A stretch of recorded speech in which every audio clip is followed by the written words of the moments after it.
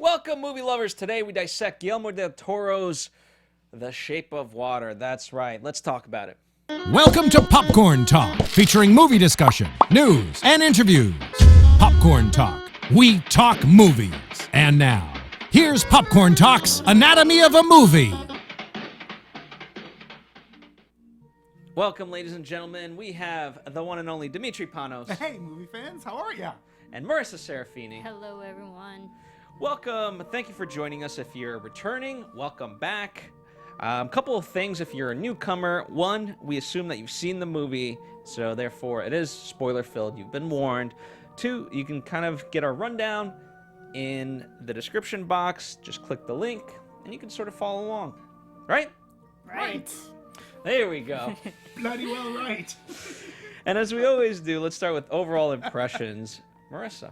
I will just Quite color coordinated, Yes. might I add. I will just preface that I have worn the shirt so many times on this particular show, but I feel this one, the shirt was tailor-made for this movie. So yes, I'm very color For coordinated those in with the audio colors. land, literally imagine the poster background. On my Marissa's shirt. Yes. That was planned. I loved this film. I'm a big fan of Guillermo del Toro, and we've talked about his few others. Our very first one was Pacific Rim. Pacific So, Rim was our first movie. if you are a fan of Anatomy, you know how much we love Guillermo del Toro's work. And this was just another one. In the first 5 minutes of this film, I was already, captivated. And with the camera movements, I was like, all right, it's that kind of film. I'm already sucked in. And just watching it, the visuals, the acting, the story, I loved it all. There were some moments that got weird, and I had to suspend my disbelief. But it's Guillermo del Toro. He does a great job of building worlds and monsters. You have to separate yourself from reality to the fiction aspect of it. But if you get over the weird moments, this is a beautiful film, and I really enjoyed it. Yeah, I Dimitri? mean, it's Guillermo del Toro's love of monsters is yet again, exquisitely on display in The Shape of Water. It plays like a fairy tale sequel to The Creature from the Black Lagoon that we never knew we wanted, but I feel that we're all very lucky to have. And in Guillermo del Toro's world, he romanticizes monsters, where yes, the monsters can be scary, but it's more man is the real monster in a lot, if not all of his movies. And right here in display for The Shape of Water, it was just beautifully shot, beautifully done. And yet, like I said, he will place the creature or the gill man or whatever he's called specifically, the asset. Lovingly, he just adores these creatures, these monsters, and he gives them this wonderful he romanticizes them, but yet they can still be scary because monsters are scary. And whether it's a ghost or whether it's from somebody from the Devil's Backbone, or Pan's Labyrinth, or his last movie. You and I talked about it. Crimson Peak. Crimson Peak, Yeah. again, where the ghost. They're very lavish, lush. They play good to the people who take care of them, but thematically is what his movies are all about. And he loves, much like Tim Burton, when you think about it, he loves the awkwardness. Maybe as a child when he's growing up, he felt he was the awkward one of all these people, and he loves focusing on that, and that's what these creatures give, and he breathes life into them, unlike we've seen sort of kind of before. Maybe, like I said, in a Tim Burton film who has the same thing for the bizarre, but Del Toro's view and the way he films it, it's just beautiful, and the relationship that he builds. This creature is not a creature of horror, except when he's put into a corner. And it's man, and the time period. The time period, I think, in this movie is extremely important because there's so much going on in the 60s with racial tension. Ideologies are being feared of people, and this movie set in that time period is a perfect example of how that how it all works out, and it's all beautifully shot. You have great performances, and you have your good, your bad, and your ugly. It's just a wonderful story. Fair enough. I thought overall a really good movie. I enjoyed it overall. However, I did have sort of problems with the love story. I think they pushed it a little bit too far, and I get that was his intent, and we'll talk about that. It's just sometimes what I love about it is when he's able to create magical realism, but in a subtle, realistic way. I thought he took it a little bit too far in a way that he didn't need to. Mm-hmm.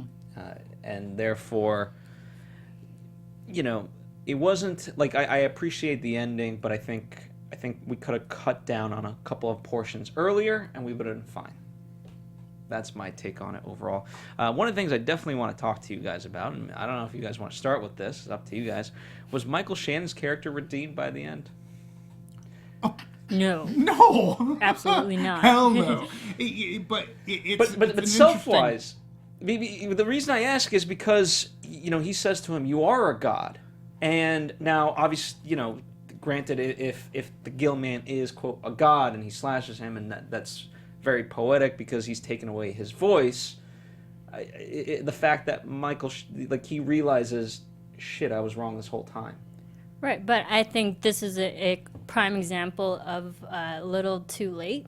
I mean, it's something to have, finally, that character realization, but that never changed his ways. He didn't have enough time to change his ways and, try to redeem himself, quote-unquote, by, helping the monster, because the monster literally kills him. And I even shouldn't say monster because, the way that they portrayed it, it's not really a monster. It's someone that you're supposed to really enjoy this character. But there was no, having a moment of realization for the character doesn't make him a good person. I could realize someone's really oh, this is what you really are, but that doesn't change his ways. The reason I asked was because to me, that's part of what made this story really strong, was that notion. Mm-hmm. Towards the end, I didn't agree with his character, but the fact that he just literally wanted to be a decent man, and he was trying to figure out what decency actually meant. Right. Yet he was one of the most indecent human beings alive in how he went about it. That to me became far more interesting, especially by the end, than unfortunately the love story. I think the love story propelled to that moment. And you're right, he didn't ultimately redeem himself, but just to me, by that sheer fact that he recognized I was wrong, I thought it was a perfect bow tie, or a tie to this little present of a movie. But he was so wrong. He was so wrong. Oh, I know, I get that. I'm not discrediting. He was horrendous. I get it. But not just to the creature. And I'll call him a monster because he is a monster. It's just the way in which a monster, it's a great perception. That's what I love about Del Toro. He'll give a different perception. And the monster can still be scary and supposed to scare, much like he does to Strickland at the end. And throughout the entire movie.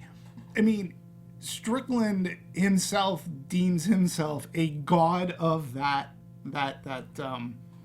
laboratory, per se. He snatched this creature from the Amazon and brings him in, and he even says, we don't exactly get along, or we haven't quite seen eye to eye the entire trip over here, and he shocks him, but his mistreatment of the creature goes well beyond that to people around him, the people that he's worked with, the other scientists, and his wife. So, I mean, when you talk about uncomfortable, I don't know what's more uncomfortable, the sex scene with his wife or the sex scenes that you were talking about. They're a different. They're a different quality. Yes, up to, if we're going to talk about the sex scenes, I think it's very ironic with the sex scenes if you think about it.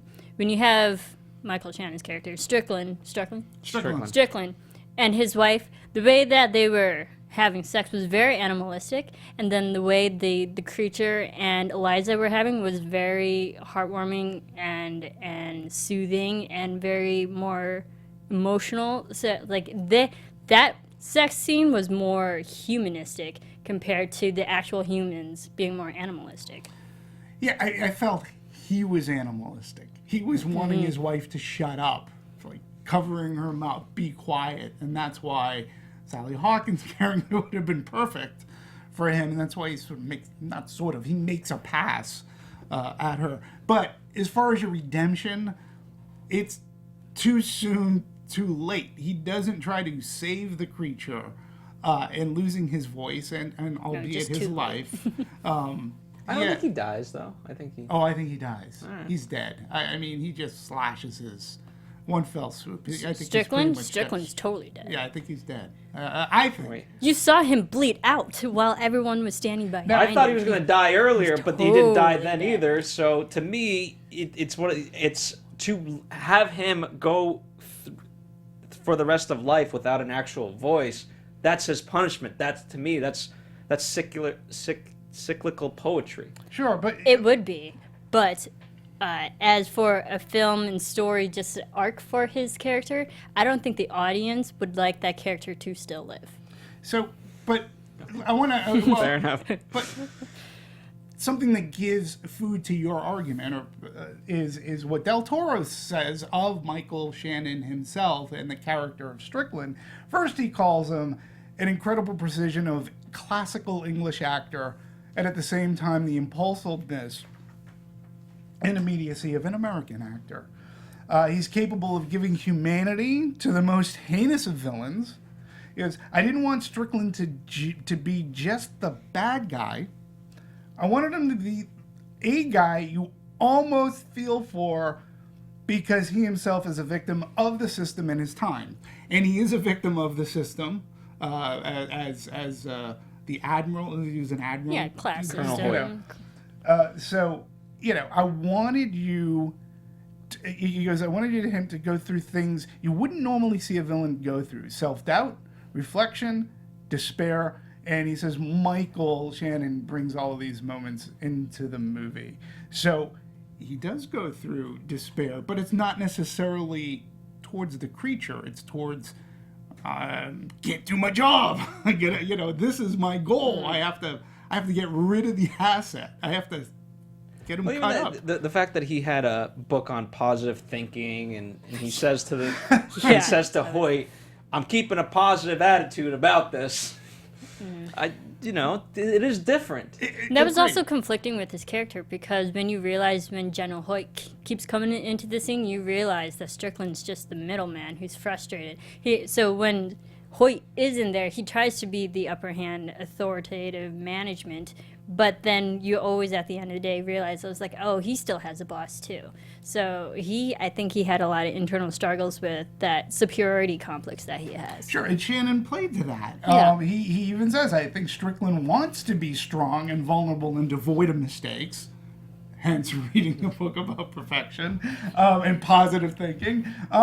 With that American gung-ho drive, but he's broken down by the same system that he's trying to serve. So to all our points, I think, he is not your archetypical villainous bad guy. He's a villain that does have layers, but ultimately still irredeemable and dead. And dead. And dead. Definitely dead. But, I'd like to think he's not dead. I'm just gonna put that out there. and leave it Positive on thinking. you're that. No, reading to me it's not, because now he has to, as I said, he has to suffer through the rest of his life being like her. and that's irony. Yeah, Mute. exactly. His voice was taken away. That's his retribution. Wonderfully played by Michael Shannon. I mean, he's a great actor. He is. Personally, when Nocturnal Animals, he was fantastic, but I like him as a good guy too. He was in Midnight Special. I mean, he can play it and pull it off. But in this movie, I think it's one of his best performances. Yeah, I think he just, no offense to him, he just has this face that looks creepy and evil. Yes. Yeah. And just down to the way he chewed the candy. Yeah. Yeah, I was talking to Anthony, one of our other engineers and creepy. staff members here, that Michael Shannon is so good at playing the bad guy. He not to play to the type personalities for him as an actor, because he every once in a while does the good guys, but he does bad guys so well. Right. Absolutely. And to your point, Do you think he gets typecast? I mean, he certainly picks interesting roles. So to be completely typecast means he's going to be in that shitty movie and play the bad cop or the bad guy. But the movies in which he's a villain are better than that. Yeah. I think people recognize that he's a phenomenal actor. I mean, for me, he first came onto the scene with Boardwalk Empire on HBO, and for me, it was Bug. That movie. Ashley Bug. Judd. Yeah. And he's sort of, so I think that to me highlighted how great he can play, and just kind of took off from there. Yeah. All right, let's shift to the other side, if you will, I guess. Let's talk about our protagonist. Interesting for me, the more interesting part was we don't get Octavia Spencer's kind of explanation of who that character is until later, which is surprising because normally in most Hollywood movies you would kind of have that scene be up front to explain like, oh, she can hear, but she's mute, so she can't talk, and all that stuff. But I thought they presented that quite well, and obviously it carries the themes of that carry throughout. Yeah, and I mean, if we're talking about our main protagonist, Eliza, what Sally Hawkins' performance was phenomenal. And I did like that friendship dynamic with Eliza and Zelda, because Zelda ultimately did become the voice of Eliza when it came to work or personal life and stuff. And it was from a friend that actually understood her and what she went through, and someone who was compassionate all at the same time. And I think it was good because we saw Eliza during her moments when she was, sign language, and she had her own personality and her own voice. But then when it came to other people who didn't understand Eliza during those moments, that's when Zelda came in and became a stronger voice than Eliza could ever be. And I really like that, and how, especially in the 1960s, there's still a lot of oppression for women back then. So to have two women have very strong voices in a time when women were oppressed, it's a gorgeous, beautiful thing. And one was African American too. So doubly oppressed. Exactly. So doubly. You don't expect it at that time. What I most appreciated about Eliza's character is we get bits and pieces of her story, but there's still much to fill in the blank that we don't exactly know how she lost her voice, so to speak. There's a scene with Michael with Strickland where he goes, oh, that happened when you were a baby. He goes, oh, such monsters. Okay.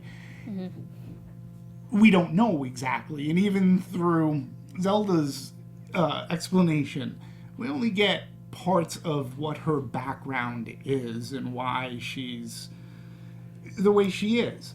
But she's a beautifully, wonderfully drawn out, written character who, let's face it, the opening scenes with her, waking up in the morning and how her daily routine. Her daily routine.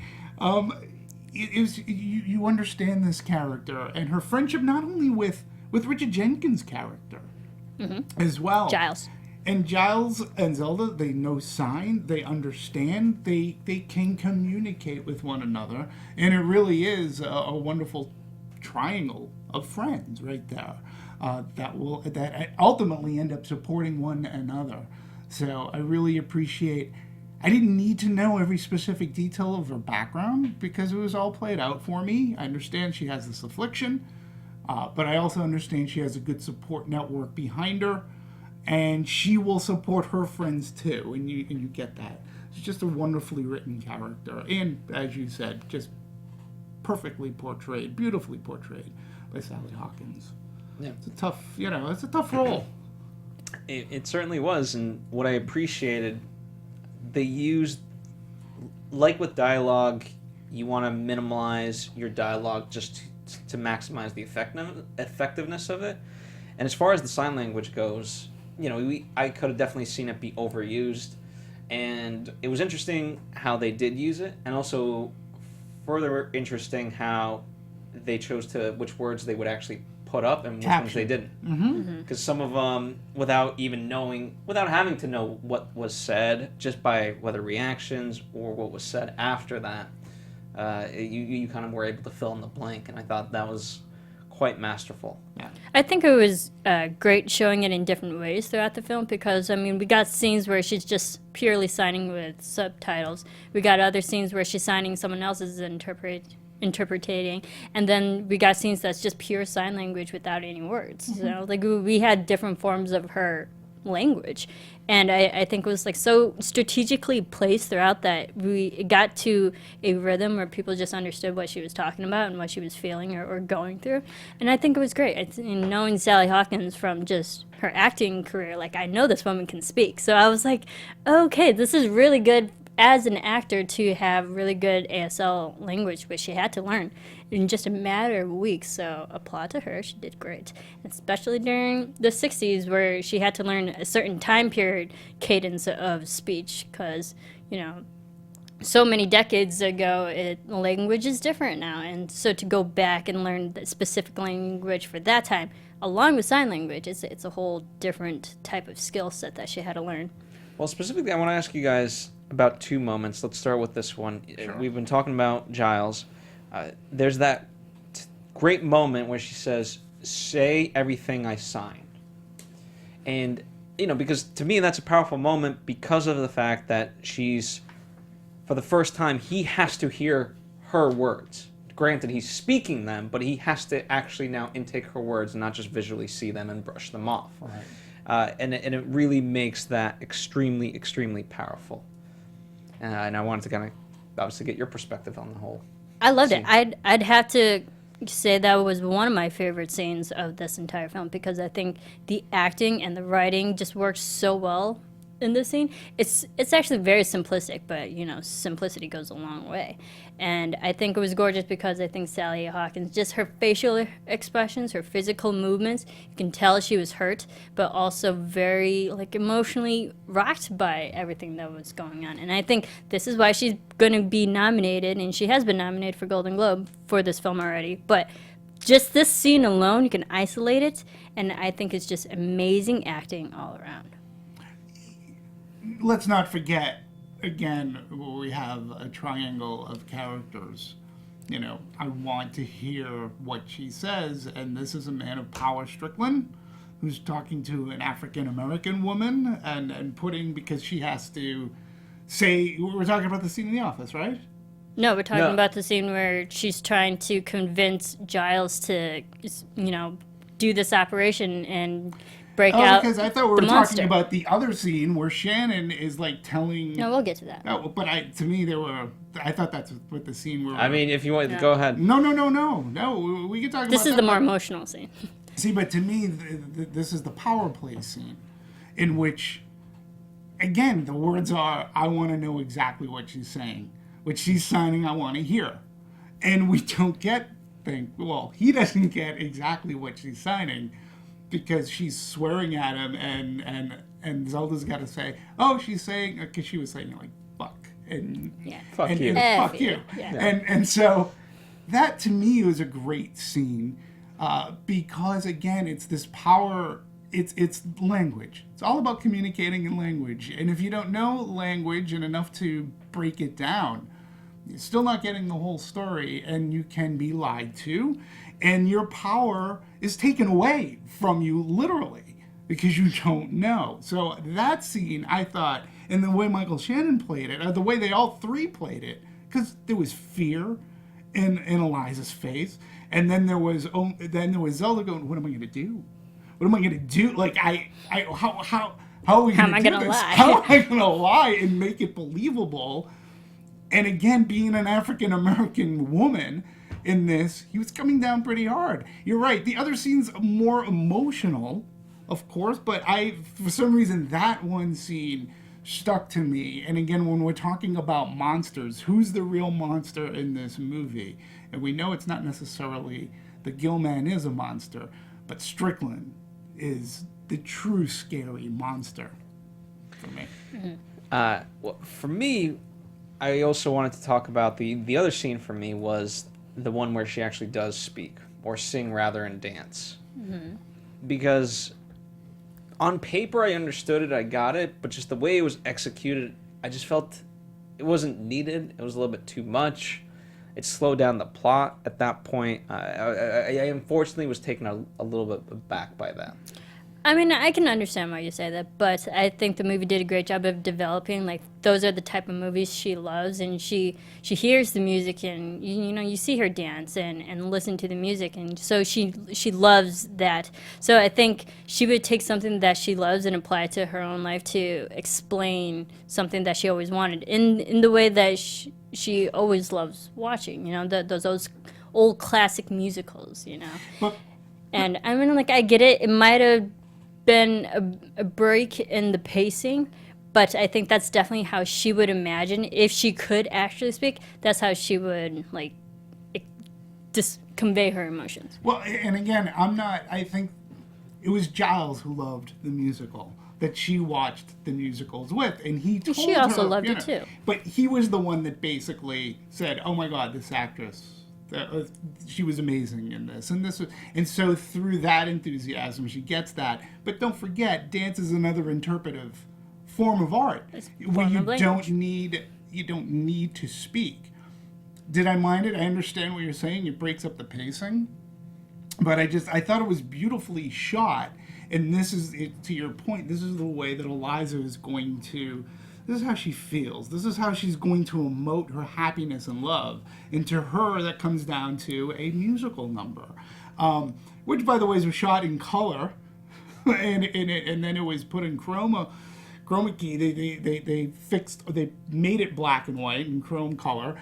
They also brought in a full-on orchestra for that scene, and they didn't exactly set up for the orchestra what they were being called in for. So Guillermo del Toro tells the story. He goes, it was sort of kind of funny where they all showed up in their tuxedos to play, and then as soon as they see a Gilman come out, the looks on their faces were like, and he goes, it was a beautiful day. He goes, it was such a wonderful day.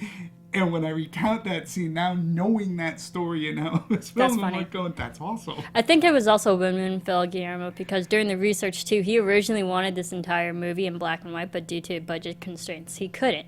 And which is ironic. You think black and white would be cheaper, but I guess not.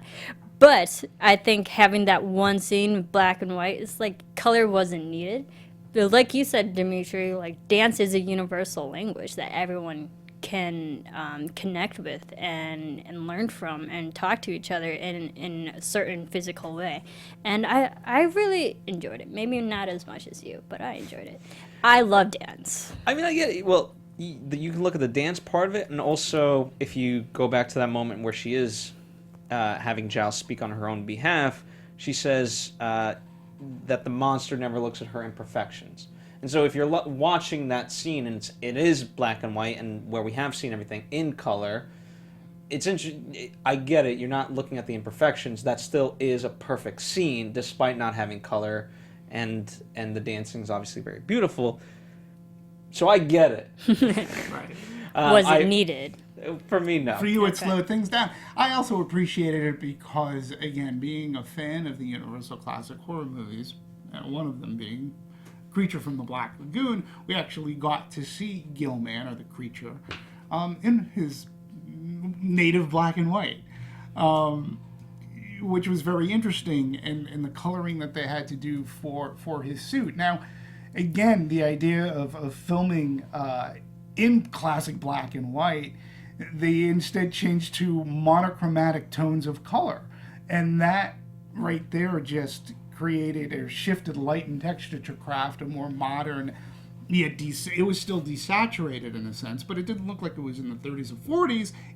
That movie looked beautiful in the 60s. Yeah, whole set, like, you can displace Eliza and Gilman / Acid with Fred Astaire and Ginger Rogers, and it would look exactly like an old-time classic movie. Yeah, and the palettes of the blue and the green, they only used red for blood.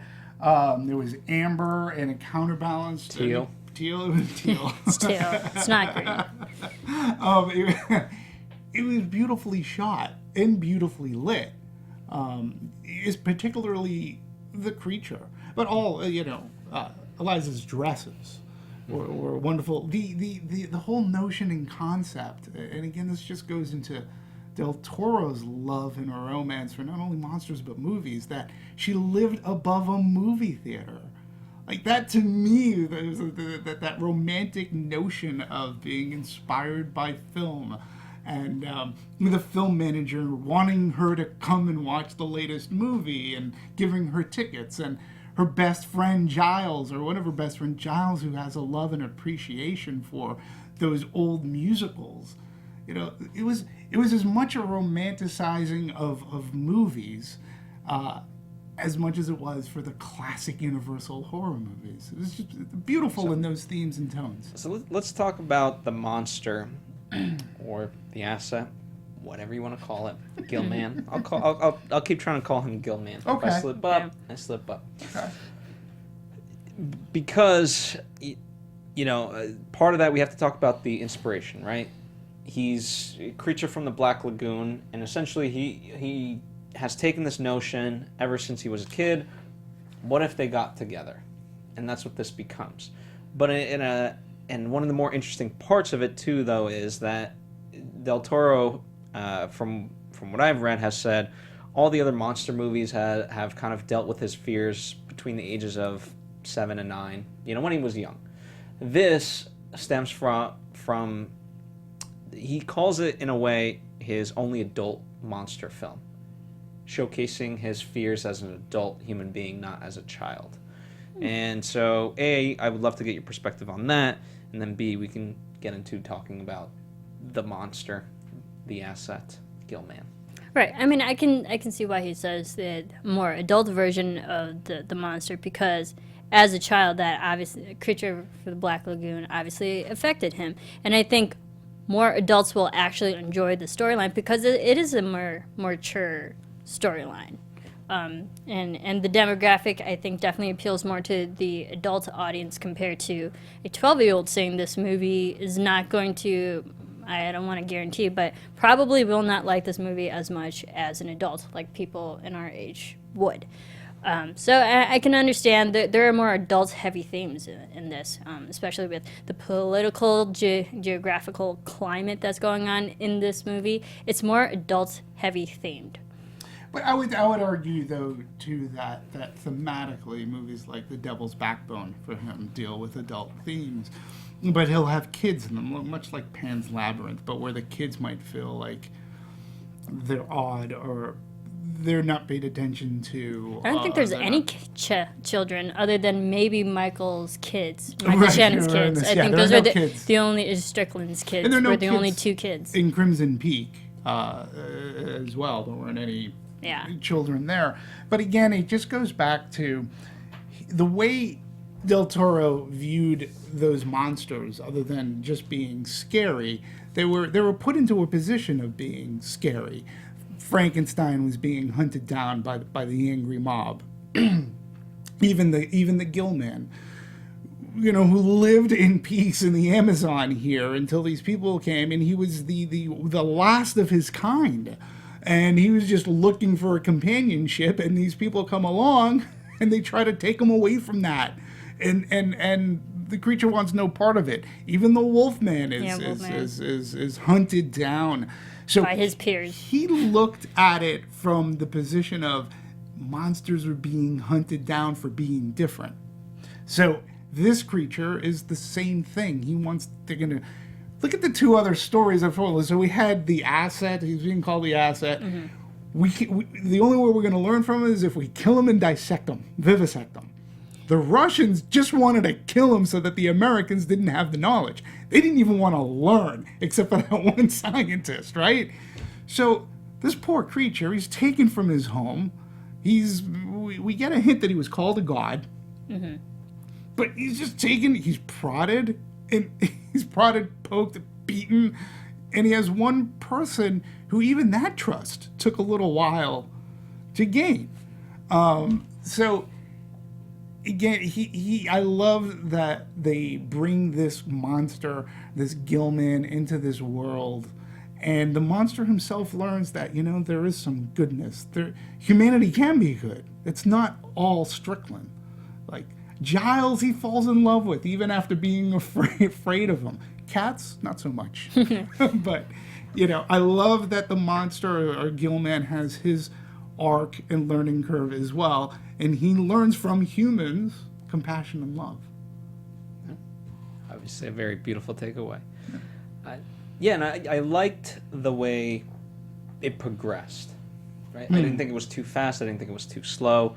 I really, in the economy of words, and I'm not just talking about, her. I'm talking about just in general. Every time we got to see the monster, was very well used. And you could tell, like when Strickland was there, he hated his guts for good reason. But even with, I'll call him Dimitri instead of anyway, the Russian, right? Dimitri. With him, there was a kind of middle ground, right? Because he didn't know how to feel about Dimitri. Right. He was helpful, but yet he was still part of that system versus Eliza, who wasn't. And I thought it worked really, really well, and I liked the way they pieced the information about him. As you said, we got the hint that he might have been a god, and just by Giles' hair growing back, it's a great scene. You kind of wonder, okay, maybe he's not maybe a god in the sense of how we view gods, but there's godlike features within him. Sure. Yeah, he's capable of doing things that humans aren't. And he's able to resurrect. He's able to resurrect dead hair. I mean, he's able to regenerate as well faster than humans, especially with the bullet. He just nothing. I did like the. It could be an allegory or some symbolism of the egg. You're talking about how it's progressed, but like this development and how it started with them just bonding over an egg, but then literally cracking it open. Like you had the hard shell, but underneath it's soft. And I think that was like for the relationship. You can judge it by its cover, but as you get to know it, it's actually humanity. There's a soft side. There's compassion and love between these two. I liked it. Yeah. That's a good way to look at it. I was too shallow, and I was like, I want eggs right now. Eggs, hard-boiled eggs, and we don't know what kind of eggs. We don't know what will happen. So eggs were laid. So, and the movie made no qualms about that at all. No. So, but I like the creature being, even having these godlike powers, but in times able to show compassion. You mentioned Dimitri, the Russian spy. That's an interesting character too, because as we learned, the Russians want to destroy the assets so the Americans don't have information. They weren't trying to steal it so that they would have the information on their own. They just wanted it done. They just wanted them out. Yet this agent, he notices and recognizes that this asset, this Gilman, is much more than that. He notices that there is a sentience, a self-awareness, and there can be a compassion with him, and he wanted him to live. And his whole mission became to help Eliza with the escape route, because get him in, dump him into the Brooklyn, let him swim away. He deserves a life like we all do. Else. And I really like that, particularly being in the 60s with the Russians and going into a Cold War. It made that scientist, again, just play against type about he wasn't the evil scientist. It was a nice twist when we found out that he was a Russian agent. And then you're thinking, oh, damn it, he is an evil scientist. But he was a nice guy. He was a good guy. But he had that great line, yes, I'm a patriot, but I'm a scientist first. Yeah. And that really worked well. Yeah. Overall. I love Dimitri overall. Tragic character in the end. No, Very I tragic. so wanted him to live. Yeah. I had a feeling time was going to be, he was not long for the world of Shape of Water, but I was rooting for him that maybe he would even end up staying in the Americas. Being Giles' friend and Zelda's friend. Or just the Gilman's friend. The Gilman needs a medical person to help him. Yeah. But I really appreciated his intelligence level, or intelligence in situations that weren't, that could have caused a lot of fear, whether it be with Strickland or his own people. He has that great line with Strickland of "It's Doctor. I'm just following protocol." Right. And as far as you can't make profit off of last week's fish, so I thought that was very clever because under the stereotype you could see of someone just really, for lack of a better term, fucking that up, where they'd be like, no, it's I dumped the thing and it's done. Yeah. No, I agree with that. I think Dimitri did a great job of Thank you. standing. Of standing. Can't believe we waited that long. Yeah, I was holding waiting for it in that. I was holding it in my pocket. Right. Like I was saying, I think Dimitri did a great job of standing his own ground, especially like you said when he was with the Russians. He was very strong, and yes, there were moments where you can tell he was nervous just about in the situation he was in. But when it came like facing opposite Strickland or even Hoyt, when he's trying to convince to put the Gilman back into the water, it's like he needs to breathe. Like he would say the moments that like no one else would want to say, but he'd be looking out for someone else before himself. And we also knew that Dimitri was a spy. He was trained as such. That scene where his colleagues came to his flat and he sees the gun.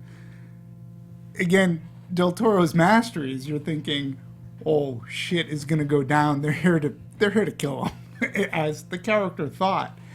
And as he's feeding him, he gets up, and he's only in a shirt, his underwear, and some socks.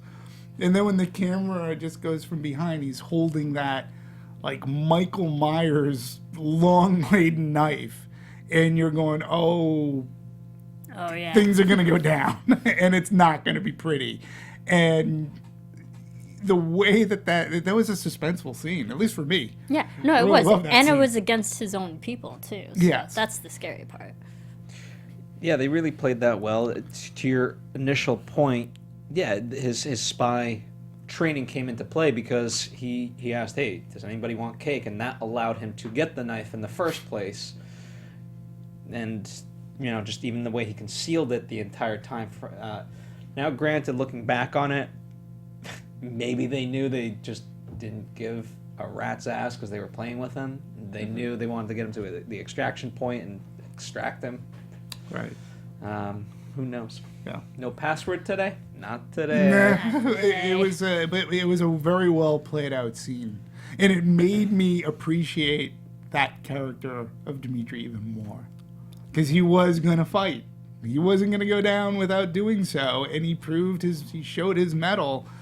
And I was like, oh, he's a good guy. He is a good guy. I think the great thing with Dimitri's character was that his stakes were higher than everybody else, really, because he was fighting against two different parties. Yeah. So he was with the Americans who were always fighting him just on his work, and then the Russians who were trying to tell him what to do. So I think, again, he just played, he stood his own ground. Yeah. Yeah. He's good. Fair enough. I do want to go back to... I want to talk about Colonel Hoyt for one moment. Sure. Because that was, to me, one of the more interesting moments when he's like, "This, you can't ever get decency, and a decent man is one who doesn't ever fuck up.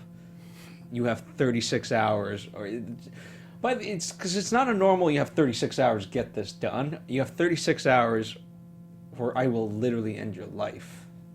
And yeah, just very menacing, and it ties into Dimitri, because Dimitri, like, under no circumstances can you kill the creature. See this, son? I have 5 of these. Count 'em. That means I can do whatever the fuck I I want. want. Yeah. That scene is fantastic because Strickland has a great bit of a monologue there where he goes about, he's under the guy, again, it just goes to, like, what he believed in that system is that same system that's taking him down. He believed he had a friend in the general. He believed that the general would give him that second chance because he's always been on point. And right here is the anomaly. And he's like, yeah, I'm doing the best I can. But that guy was like, your career will be over. Done. Your family, done. That was a scary point. I like how Hoyt did put Strickland in his place when necessary. Sure. Someone had to. Well, but it wasn't for the right reason. It'd be different if Dr. Hofstadter was like, no, you can't kill the creature because of X, Y, and Z, and that put him in his place. No, he's putting him in place for a bad reason. Oh, yeah, absolutely. The other thing, too, though, and this is going to your point of Strickland redemption, in so many movies, Splash is a really good example. Eugene Levy's character, as the scientist who believes in the mermaid, sees and knows there is a mermaid, yet all of his doctor brethren laugh at him until they see the mermaid, and then they steal the project away from Eugene Levy's character, and he has the turn. He then goes to help the mermaid escape. This movie doesn't do that. Like, in that scene where Hoyt just dresses down Strickland, you could think that there would be an epiphany in Strickland and going, what the fuck am I fighting for? What am I doing here? Nobody's loyal to me. My own company, my own structure is disloyal. It's just turned me away. Jesus, well, I want to fuck them over. I'm going to help them. I'm going to help this creature escape. But that doesn't happen. He doubles down and says, I'm going to get that creature to save myself and my family. And I don't care what I have to do or who I have to kill to get that done. He never does. He never has that change. So that, to me, too, is a sign where if there was any sign of redemption, it was just a realization that I was, you know what, I was wrong, and that's a great way for a villain to go, actually, when you think about it, is, you know, he has that epiphany right at the end of his life. Like, I fucked up, I was wrong. I chose the wrong side. So are you saying that he was redeemed? No. All right. So you guys appreciated this a little bit more than I did, so I'll let you guys go to town on this. The theme of the love story. What do we take away from this love story? And it gets bookended by narration.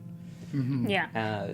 So I think it's the added that old tale of, you know, don't judge a book by its cover, and like the whole Beauty and the Beast, you know, story. I so thought you were going to say tale as old as time. Tale as old as time. Well, yeah, and I'm bringing it up. It's like you just because it looks like a monster doesn't mean it actually is a monster. And Liza had that time to really get to know the creature because the creature was getting to know her at the same time.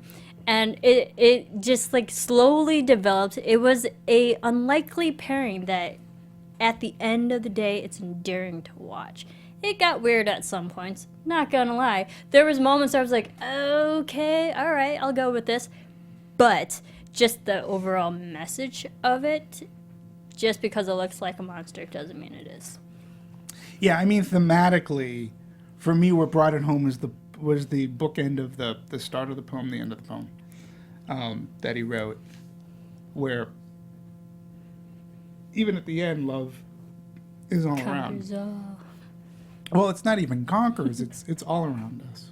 takes any shape. Yeah, and that to me was the beauty of it. Now, did I need explanation of that? I was like, well, alrighty then. Okay. Wasn't looking for it. I would have just gotten it. I could put 2 and 2 together, come up with 22. But that was like when we were explaining the scene, I was like, okay, I'm very curious as to how people are going to take this. I mean, the criticism of the movie has been great, 94, 95% Rotten Tomatoes. Super high. So it's really super high. You know, but again, this movie ain't gonna play well so much in, say, Alabama or the Midwest, maybe. I mean, you can take it for its literal, physical, visual self, or you can expand and say, oh, okay, I'll go with it. It was a very strong, fearless thing to put into a movie. And I thought that Sally Hawkins played it wonderfully, as well as Doug Jones as the creature. It's awkward. he's not Mr. Limpet, and it's not Daryl Hannah from Splash, who would, she and Tom Hanks get together. She's human, she has legs, but she's a mermaid. It was just interesting. You go along with the story, like you said at the top. But that's also you have what... to suspend your disbelief, and it's what Guillermo del Toro, that is his romanticizing that. You know what? Right. We can coexist. But even Guillermo del Toro said, on set, the actor said that, like, there were moments when Guillermo, because he knew some of the story plots were so absurd, that he even said out loud, "Is this too weird? Our audience gonna tune out?" So, like, even Guillermo was very well aware of what he was doing, and that it is different, and people might not take to it. But I think there was a fine balance. Had it keep happening over and over and over again, where it became gratuitous, then we're like, all right, done. But like, I'm glad they like referenced it once and then moved on. Mm-hmm. Well, there was the time when she throws the shower curtain, and I thought, oh, okay, you know what, fine, I'm in. And then they kind of joke about it. I was like, okay, that's pretty funny. But what really took it over the top for me was the whole, she just keeps the water running. I thought that was a little bit much. I think I applaud him for going for it in the fact that people are really responding to it well, because I think if he really did go into it with a certain amount of trepidation, it wouldn't have worked. So I do appreciate that matter. But to your point, and as I'm thinking about it in terms of Splash, I think it would have been fine to create a connection, like the fact that he can touch someone's head and have a mental connection. I think that could have been strong enough up until the end when she changes into a gill-fished human. Sure. Right. And then go off and have... Well, think about That it. was No, go ahead. That was a moment I so thought, because we had the whole moment with Giles and the Gill Man and the hair growing back, and I legit had a moment. I was like, is the Gill Man going to heal Eliza and her speaking? She's actually going to get a voice, because I know just her as an actress, I know she can speak just as a human. So I was like, just waiting for that moment that she was going to get her voice back, and I think that would have been an amazing arc to her character, and just the movie in general at the end where she can speak again, or like just speak and actually have that physical voice. That didn't happen. No. And it turned out a different way with her actually turning into a fish. Well, I felt the marks on her neck were very foreshadowing of them being gills. Yeah, they She was look gonna like turn. gills. Yeah, so Also, the fact that Strickland says, oh, no, you were saved from the river. right. Oh, well, you're going back to the river. Yeah. Good for you. But I was gonna say though, another movie, Cocoon, is another movie in which Steve Guttenberg's character has some relationship with one other woman who's an alien, but it's only when they strip off their skin that there's an alien. So it makes that part palatable. I mean, it makes it very palatable that Superman can have a relationship with Lois Lane when he's an alien. He's from another planet, but In human form. He looks very, very human. They look very much like us.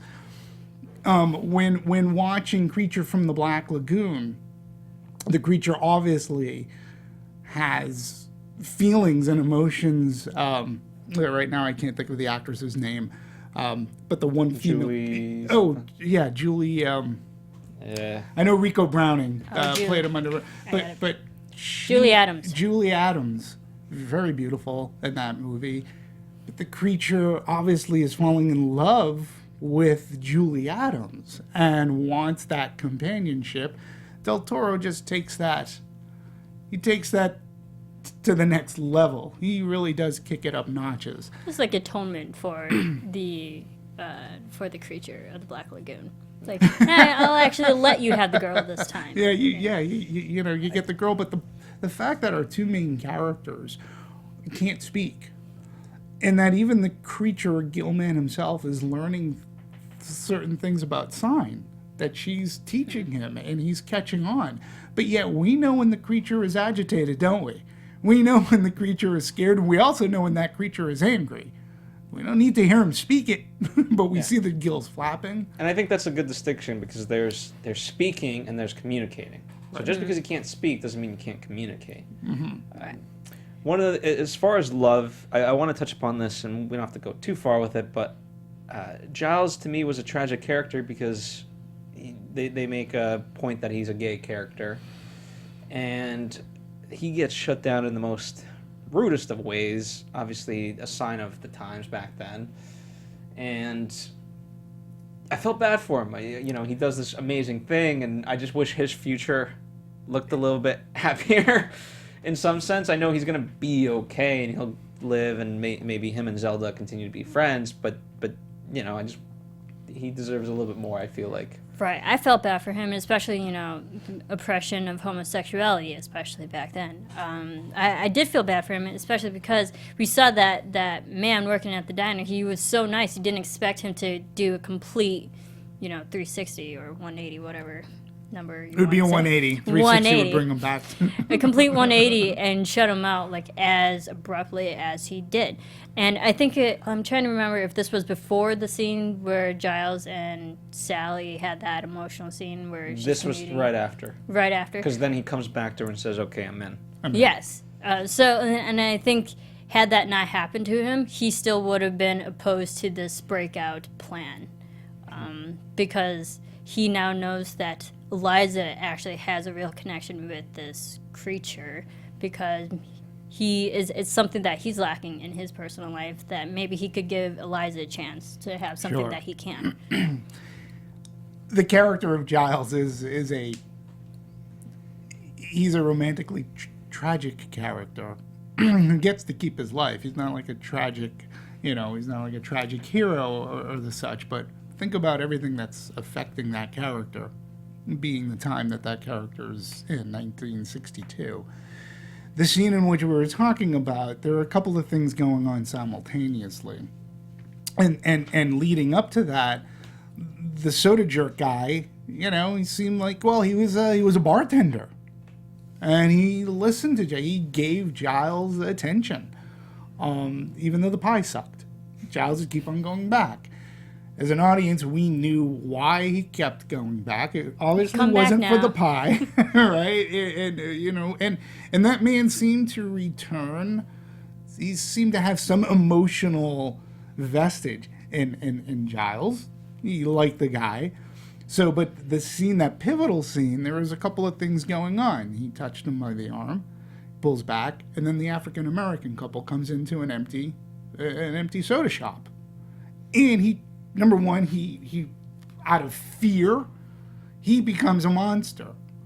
He jumps back, he goes, hey, what's going on? And then he looks at the couple, and he boots them out. But then Giles says,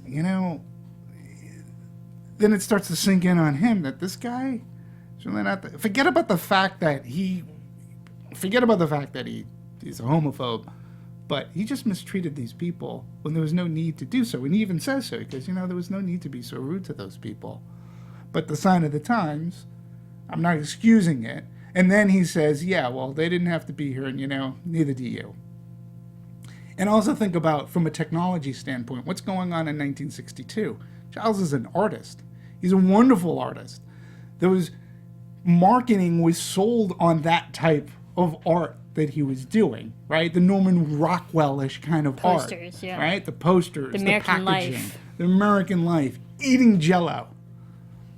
And yet his former lover, that's the way that I sort of kind of looked at that gentleman, that he was fired from a job, but he even said that things are moving to photographs. Yeah, your artwork is beautiful, but times are changing, and you're not changing with them. And that to me was tragic as well. But his new lease on life is that perhaps with the help of this god, this creature, this gill man, he's made to feel younger. So maybe he has a second chance where he can learn this technology. He has Zelda as a friend. He's certainly a good artist. He's got his hair back. So. He got his hair back. So he's more youthful. Yeah. He's but he was a tragic character. Everything was going against him. Yeah, you fell for him. You did. All right, let's shift gears into the production side of things. Sure. Because we, of course, be remiss to not talk about it. We touched upon production in the sense that this movie brought about greens. And anything that wasn't green was very purposeful. In particular, we mentioned blood. But just cinematography in general, let's talk about it, because whether it be the movements, to me it felt like the camera was always moving, even in sometimes in a big flashy way. For example, to me, when he's car shopping, that's a great tracking shot, because it's supposed to be this grand thing. And but then you have subtlety of we'll just keep referring to the scene where Giles and she's having him speak on her behalf. That camera's moving ever so slightly. And if nothing else, water is everywhere in some shape or form. I'll end it there. In some shape. I loved the visual look of this film, especially I said it at the top of the show, of how this movie opened. When you see Eliza living out her day-to-day routine, as the credits are rolling by, so is the cameras. It's going up and down, and her out of the theater and going onto a bus and moving and like literally just tracking her, following literally her every movement. It just gave it a lot of energy and like a kinetic motion to it, and it visually helps the audience already just get engaged into the movie. I think was so well done. And although there was a lot of camera movement, it's not.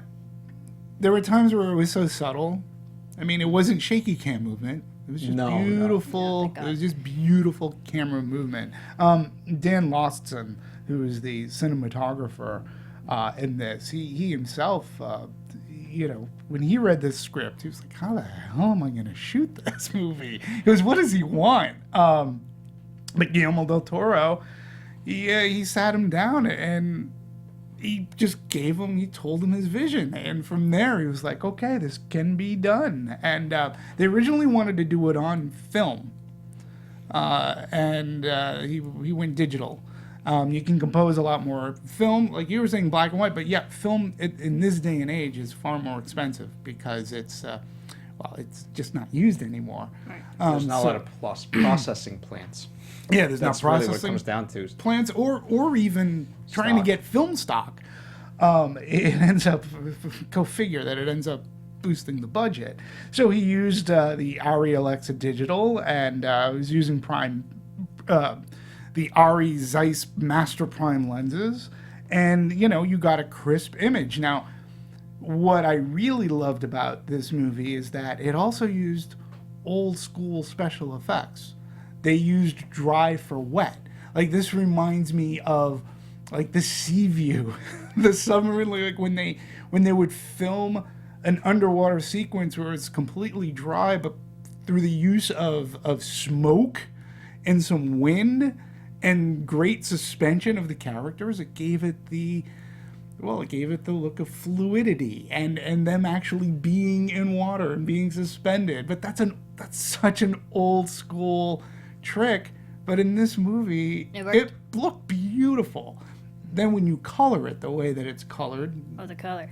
I have a lot on the color. Yeah, the color was just perfect. Sometimes in black and white, when you do that underwater, you can tell it's a set, rocks. But right. Here it was done very, very stylized cheaply. And cheap and beautiful. Cheap and like efficient. I think all the sets were practical. So like he really used the physical sets for the filming. But you mentioned the color, and obviously this visual colors. I love Guillermo del Toro's color palette in all of his films. Let me talk about his color. For this one, Guillermo actually had a box full of Benjamin Moore color samples. There's like 3,500 different samples, and him and Dan Lostson went through every single color, and out of all those, they picked 100 different specific colors that they kept to this entire film. And it was mostly blues, greens, teals, shape, color, like the color palette of what you would consider water, or aka my shirt. So, and then of course the use of red throughout that, because red is a complementary color to green, so it's definitely going to stand out when they wanted it, like during the moments when we saw blood. You saw the blood. I think And I liked their self-awareness of how much green that they were using. Green candy, the green soap dispensers, even when they're shopping for cars, it's not green, it's teal. So they were very aware of their color choices, and it looked gorgeous. Production-wise, I don't know if you guys noticed this much, but just the 60s never really had hard edges, it didn't seem. No. Like everything was slightly rounded, from the cars to everything else. And I appreciated that because it gave it a smooth texture as opposed to these harsh lines. Absolutely. And whether it be in the diner or whether it be in Gilman's laboratory where he's captured, those big steel pipes, right? Gave the look of this huge steel heavy pipes, all curved, like you said. It was to an extent steampunkish, right? And all those steam pipes were styrofoam. Which is again, magic of movies, but it looked to all those rounded edges. Yeah, it gave his steampunk look to it, and he captured it very, very well. And using the colors, even like a loading dock, or even going to, I don't know, was that the Brooklyn, wherever they were, like the apartment, the bathtub, her bathroom. When it fills up with water, it becomes a tank itself. All of the lighting is used to great effect to give us this, to give us just a beautiful visual. It's the lighting and the color, because Guillermo wanted a different set of color palettes for each character. So Eliza was mostly blues, dark blues, blue, green, cyan, that type of color of water. And with Zelda and Giles is more the earthly, warm, brown, yellow, orange, earth tone colors, but are completely different, yet they're in the same world. Yeah. How about the iron lung contraption that the creature is brought when he's first brought into the lab, the tank? Absolutely. So there was even green. I didn't know if it was to emulate like algae, but I it floated thought on so. top. Yeah. It was very. There was green Very swamp-like. Yeah. All right, let's move on to music. Michael Desplat does the Alexander. No, Alexander. does Why did I that. say yes? Michael There's a lot of Gianchino. Michaels in this movie. Yes, I was thinking of Michael Gianchino, and then I. Alexander Desplat. Yes, indeed. So he does the score, and I thought very, very well done. To me, it was very much inspired by the movies that they watched, and it had that rhythm, that tone, that upbeat, and even in moments when there's tension, they still use it to great effect with that upbeatness rather than go slower and methodical with it. Right. But he also added something that Guillermo del Toro himself says you don't hear quite much anymore in score or any type of music is whistling, which gave it a humanistic quality. They could have gone the route of a lot of those Universal classic horror movies, particularly Creature from the Black Lagoon has that refrain that comes up dun dun dun anytime that the creature's on screen, but they went to a more softer tone, a better palette, I felt, that really played nicely. There is every possibility that Desplat could be nominated for Best Score when it comes time. Yeah, and to the Academy Awards. He's been Golden Globe nominated already for this film, just as of yesterday as we do this show. But you mentioned the whistling. That was actually Alexander Desplat's actual own whistling that he imposed into the composing sound effect or sound score. And Guillermo wanted whistling because it was a contrast to water, because you can't whistle underwater. No. So that's an added effect that people wouldn't really think about. But for the orchestra, Desplat really wanted a fluidity in the music. So he used a lot of flutes and woodwind type of instruments to get flutes. To get the more fluid type of sound for to convey water in the music. Well, the whistling was a contrast to her too, because when we first get it, she's on the bus and she's pretending to whistle, but you hear the whistles. Mm-hmm. So you're like, huh, okay. I guess that works, and you slowly kind of buy into it, and it does work to great effect. I think just the audio sound effects too, on top of the whistling, I think audio was done really well. You can definitely tell the tonal shifts when it came to a scary scene, or I think one of the greatest audio transitions was when, this sounds terrible, but when Strickland was having sex with his wife, and you hear this rhythmic pounding sound, and it literally cuts right to the scene into the lab, and it's to the exact same beat to rhythm of the generator. I think that was a brilliant audio edit. Yeah, and this was one of the few times, apparently, Del Toro doesn't usually attend his recording sessions, but this one, he was even more hands-on, and it basically said, Alexander himself had said, I'd really love for you to come down here. I would love for you to be by my side and He went to help Paris. guide me. Tell me more emotion, less emotion. What do you want? And they actually, the collaboration Alexander Desplat goes on was wonderful. It was exactly what I needed. And Del Toro was a wonderful collaborator, and he helped hone the music and the shape of the music, the shape of the notes, so to speak. Oh, the puns. The puns many. continue. As far as editing's concerned, we talk about this oftentimes. When it's done well, there's not much to talk about. Yeah, and In the best of ways, because that's what it's supposed to do. It's supposed to make things seamless from start to finish. And even though I made gripe about going into the black and white, I mean, all in all, as an actual editing technique and how fluid it was, both acting, cinematography, and the way they put it together in editing, Right. it does flow from one to the next.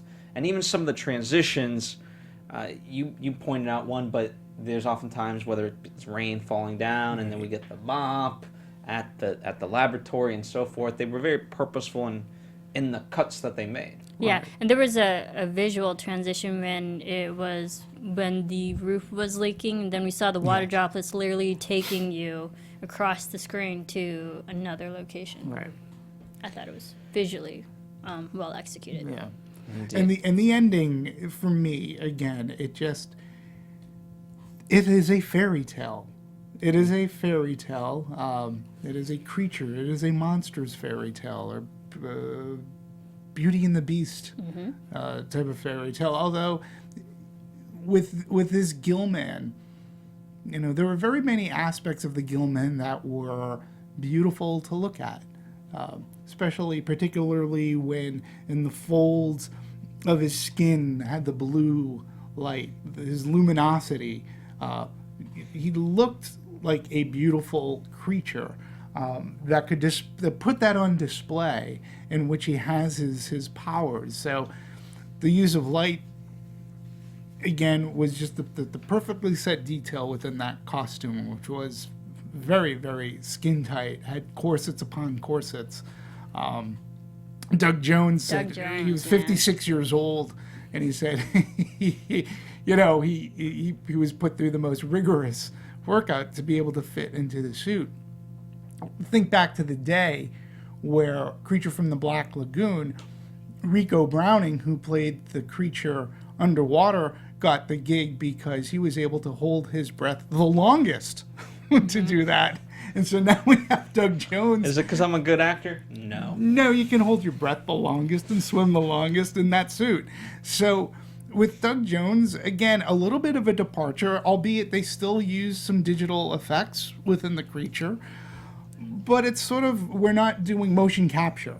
No, it was actually Right, a so- practical suit.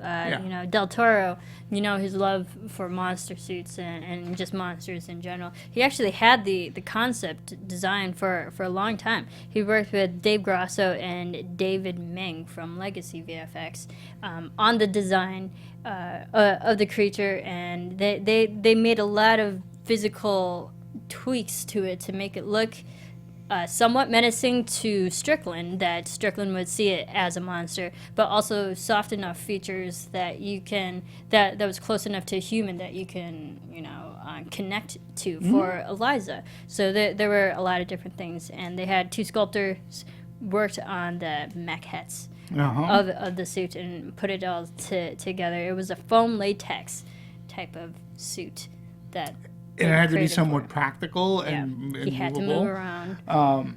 So I just find it interesting that in 2014, Del Toro self-financed a group of artists and sculptors using design and clay models to pitch the story to Fox Searchlight, and they for came him. on board immediately. Good for him. And so I mean, that's the passion about Del Toro. And when you watch again, even a movie like Pacific Rim.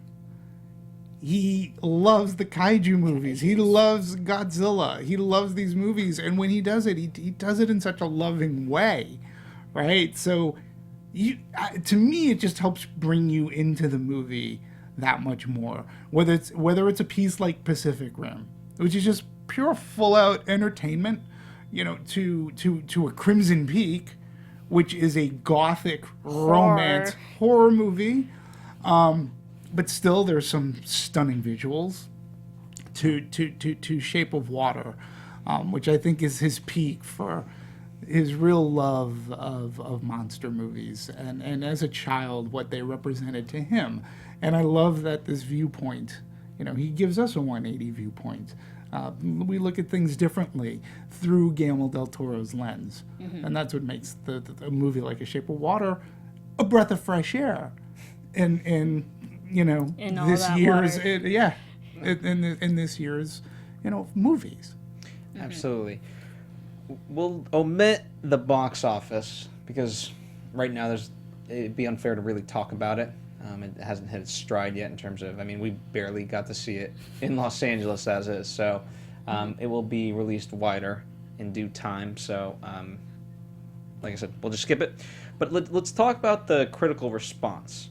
Because as of right now, 94 on Rotten Tomatoes off of 182 reviews. That's really Super good. high.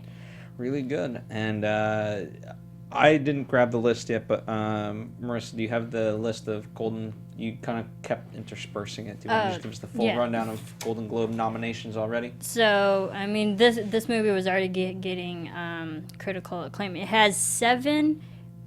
It leads the Golden Globe nominations for 7 for Best Director, Best Music Score, Best Actor, and it's interspersed within this rundown. And it also took the Best Picture prize at the Venice Film Festival that was earlier this year. Indeed. And all for comedy, correct? The Golden Globes? Just like The Martian? And The best comedy goes out. to Shape Get of out. Water. Get Out. Comedy or musical. Yeah. I don't Already know. 7. It's in the running for it is Oh, officially sure. award season. And Sally Hawkins has Hawkins. been, her name has been thrown about a lot. I think deservedly so for her Absolutely. performance. Because, again, it's a very fearless performance in what she was asked to do. Not just learning the sign and doing it perfectly, but there were nude scenes in bathtubs. There were things, and she was just Physically demanding. Physically demanding, and she did it, and she was wonderful. She was very captivating. Whether I can read sign or not, I can see the emotion on her face, or I can see her tap dancing it out, which I enjoyed that scene too. That gave this movie, it made it lively in parts because of this character who couldn't speak a word. Absolutely. So. All right, final thoughts as we wrap up The Shape of Water. I love this film. Despite some of the weird moments, overall, it is a great film. Visually, writing, acting, just production, put it together. It's a very solid film, and I would definitely buy this when this comes out. Oh, absolutely. And if there's these are the kind of movies you sort of hope for a commentary track. Yeah. I think he will. And he does, and he's so great at doing commentaries. He loves these. He loves making these movies. He's proven to be a very visual style storyteller. And even in his admission, he had the one. he had the one, the one movie that wasn't necessarily, it was the cockroach movie that he did very, very early on. I believe it was after Chronos, with Mia Sorvino, that just, but he was having issues with the studio. Mimic. That's the one, Mimic. But even when you watch Hellboy is about a character that has to be hidden. Again, so the Hellboy movies are great, fun movies. He knows how to have fun, and at the same time, he can scare an audience. If you haven't seen The Devil's Backbone, I highly urge you to do so. Another beautiful movie set in a very conflicted time, and he's just great. Pan's Labyrinth, is another one. And again, his creatures and the way that his imagination is wonderful. It was about a year ago that he had a thing at LACMA over here, and it was just a beautiful display. His house, as a horror fan, he has a museum. Not only does he have a museum, he has a room that is modeled after one of the rooms of the Haunted Mansion at Disneyland. And he is actually, it's rumored that he's supposed to be directing a Haunted Mansion movie, which I'm like, get on with it already. But that's how much he loves this.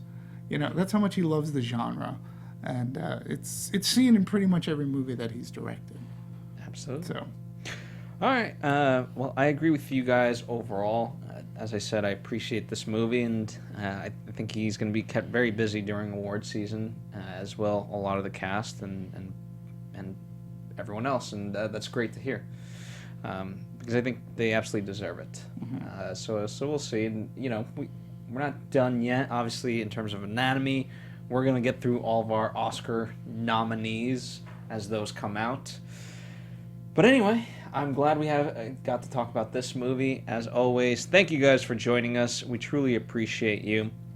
We're going to be coming to a close for 2017. We're going to be wrapping things out next week, officially with, of course, father figures. Just kidding. No, of course, Star Wars, The Last Jedi. Come on, people. We have to. Can't take me seriously. That's how we closed out last year, was it not? Or 2 years ago? Rogue. When we did Force Awakens. Yeah, Force Awakens. 2 years ago. And I literally had to get on an X-Wing and fly away during that show. That's right. You did. Well, we have lots to look forward to, but obviously two completely different movies. Please let us know what you guys think of this movie in the comment section below. We have done other Guillermo del Toro movies, whether Crimson Peak, as Marisa mentioned, whether find it in the archives. It's there. Pacific Rim is there. Mm-hmm. It's our very first anatomy of a movie. That's right. We bring it back, don't we? Yeah. In the meantime, follow at The Popcorn Talk, at Movie Anatomy, and of course, D-Movies 1701. Yep.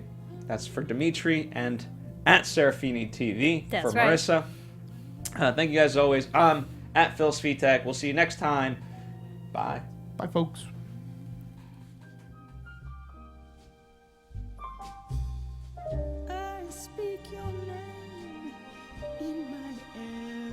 From producers Maria Menounos, Kevin Undergaro, Phil Svitek, and the entire Popcorn Talk Network, we would like to thank you for tuning in. For questions or comments, be sure to visit popcorntalk.com.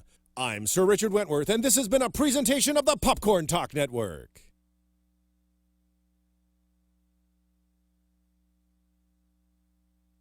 The hosts only do not necessarily reflect the views of AfterBuzz TV or its owners or principals.